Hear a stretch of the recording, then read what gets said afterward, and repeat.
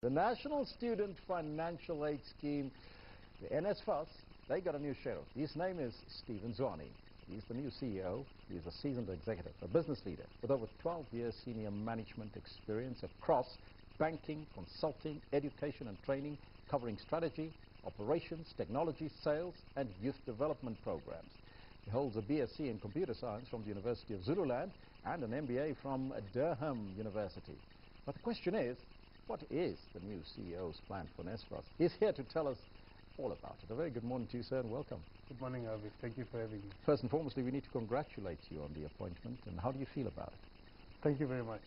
I think it's an opportunity to contribute to this country. So it's really an exciting challenge, opportunity and mandate. I'm quite excited because I was a beneficiary of the scheme myself. If it wasn't because of it, I would not have been here today or even acquired my undergraduate degree. So I look at NSFAS as a legend. I'm happy to be part of it. That sounds absolutely fantastic. The big question, though, is what are your plans for NSFAS? So I think for me, it starts with acknowledging who NSFAS is and what NSFAS mandate is. To this day, NSFAS has made sure that up to 3 million young people are in a better situation today and are positively contributing to this country. And that's a story that has not really been told. We all focus on what's negative. We forget about these people that are making decisions today. Most of them are sitting in high-profile positions because of that same scheme. The second part of it is the fact that NSFAS has changed its mandate. We used to just disperse funds directly to universities, and universities would disperse to the students, and that was it. There was no direct relationship between NSFAS and the students.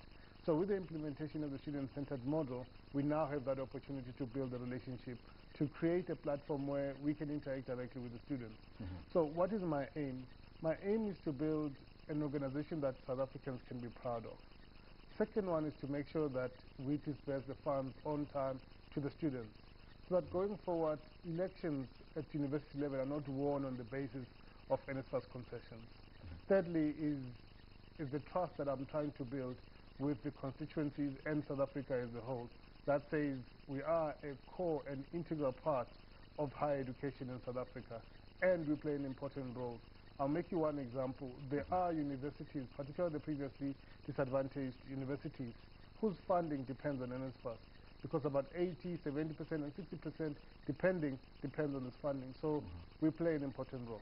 I want to talk to you about the student-centered model in a short while, but I first want to check with you, what are some of the challenges that you've identified that need to be addressed? I think the issue with the 14 million is one of those. The challenge is that every time a negative story comes out, everything positive goes through the window and nobody remembers. So we want to make sure we tighten up our schools around the disbursement of the funds. So payments as a core capability for us as NSFAS is an area of focus so that we cut out opportunities for fraud. So that is a big challenge for us. The other one is being able to build the right relationship between ourselves, the students, and the universities. At the moment, I think the relationships are strained.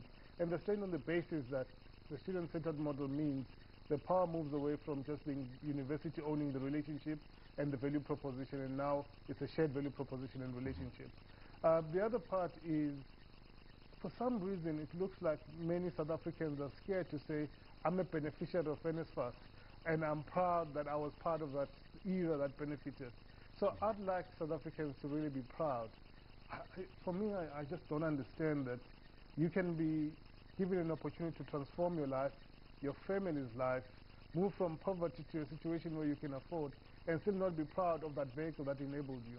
So I'd love to see pride in that institution. Stand up and be counted. Absolutely. And count for yourself. There's others that need to follow in your footsteps. Absolutely. But let's talk about the opportunity to minimize fraud. Yeah. Why is there a funding agency like NSFAS having a company that distributes funds? I think it's two ways to look at it, Elvis. One is, for the longest time, we only distributed money to universities. It was up to universities to then disperse the money to the students. The implementation of the student-centered model meant NSFAS had to build the capability to be able to disperse directly. And we were not ready for that sort of context from a capability and a capacity point of view. So at the moment, we built our own model called SABC. It is that platform that we use to distribute to students. At the moment, we've got 5 universities in that platform and 13 TVETs. Now, we want to roll that model to all universities, all 26 of them, to all TVETs, all 50 of them. And we are now getting it right. I suppose the board decided that a banker would be better placed to do this, because I come from banking, and I think that's the only industry I've worked in the last many years. And I sort of understand the intricacies, the need to protect the license in the way you disperse your funds. Payments is an integral part of banking, and it's an integral part of what we do. It is my responsibility to put the processes, the systems in place to make sure that that doesn't happen. So let's come back. How then are we going to do this? Firstly, we're going to go for the low-hanging fruits, the universities with the highest number of beneficiaries from NSFAS. We want to go for those. So we want to move from a number 5 to a number 9 in the next year, and then over the next 3 years, make sure that all of them are integrated into our platform. In that way, we'll minimize that fraud. We talked about people standing up and be counted in relation to what they received from NSFAS in previous years. How do you plan to do that? Because some of them still owe you money. Yeah, of course. So, again, I always start from a point of I'm a banker, which means most of the time people want to give to someone they trust.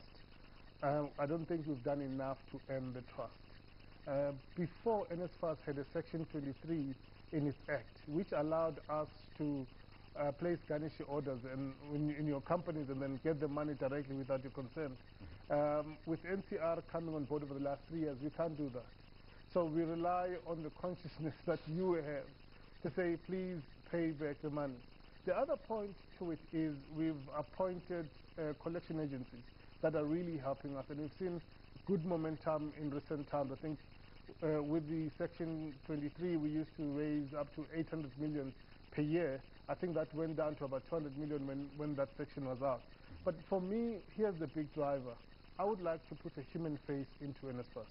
A human face are those individuals whose lives have been transformed by the scheme. And then when they start seeing, when the public starts seeing the impact, start having the positive stories, I think it will be that basis where if you want to contribute to NSFAS, you don't have to have benefited from it.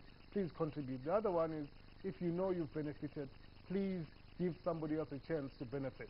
And that's what we're trying to do, and we want people to give back. So we want to conversate with South Africans. We want them to be part of this campaign.